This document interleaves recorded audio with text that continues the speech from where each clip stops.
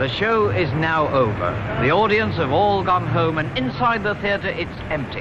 But outside and all around, there's another performance in full swing. Come along there! Come along!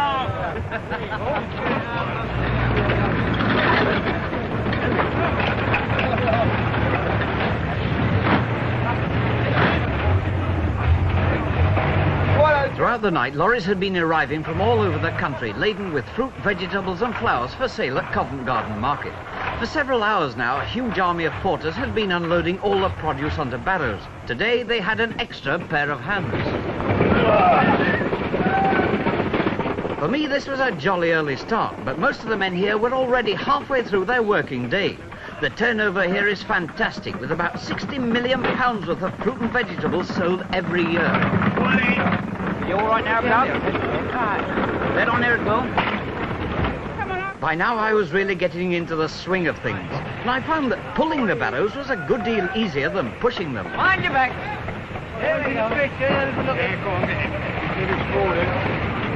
Covent Garden occupies nearly 6 acres right in the centre of London. Market rights were first granted in 1671 by Charles II, but for many years before that, fruit and flower sellers from all round the city used to take advantage of this open space to sell their wares. During the 18th century, the market became more and more popular, and in 1828, the Duke of Bedford, who held the market rights, enlarged it to more or less what it is today.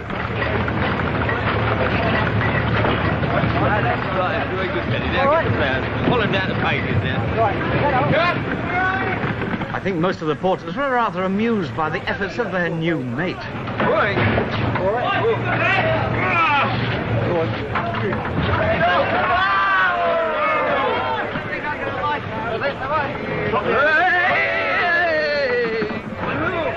Inside the market, the goods were being set out ready for selling. After all my humping, I was feeling in need of a break. Cup of coffee and a ham roll, please. There are several coffee stalls dotted around the market, and there's also a pub which opens for market workers at 5 o'clock every morning. By now, things were hotting up in the flower market. As a centre for the sale of flowers and plants, Covent Garden is unequalled anywhere else in the world.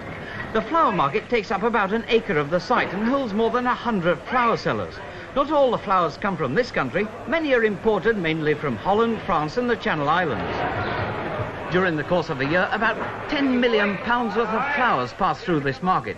That means an awful lot of people saying it with flowers. Nothing in this market has a fixed price. Buyers carefully inspect the goods and then bargain with the sellers until they reach an agreed price. The main thing the buyer has to remember is that he's got to resell everything he buys here. Not everyone is buying in large quantities. London is well known for its street flower sellers, and every morning they can be found here picking up small bargains. I decided to go and take a discerning look at some daffodils. These are nice daffodils you got here. How much are these about? You'd be amazed if I told you they're only 2 bob, wouldn't you? Only 2 bob? The price was right, but from this dealer I couldn't buy less than a box full. There are 1 or 2 dealers, however, who will sell them a few bunches at a time. Gentlemen! By this time, the sale of fruit and vegetables had started, and here, as in the flower market, everything has to be bargained for. This market has had many famous visitors in the past.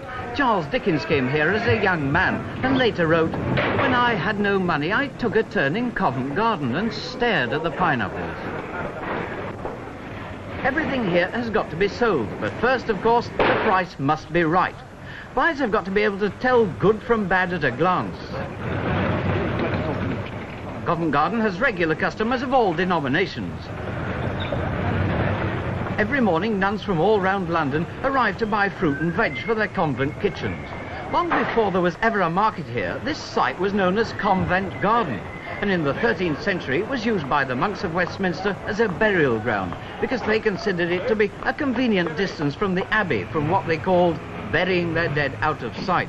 On the west side of the market stands St. Paul's Church, built by Inigo Jones in 1633, and the resting place of many famous men and women in the world of art. When everything had been sold, it had to be loaded back onto the lorries to go off to the florists and the greengrocers for resale to the public. I went back to my humping.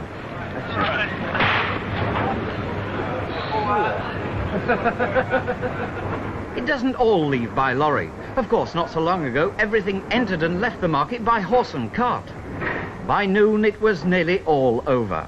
The fruit, the vegetables and the flowers had gone, and all that remained was to load up the empties and tidy up.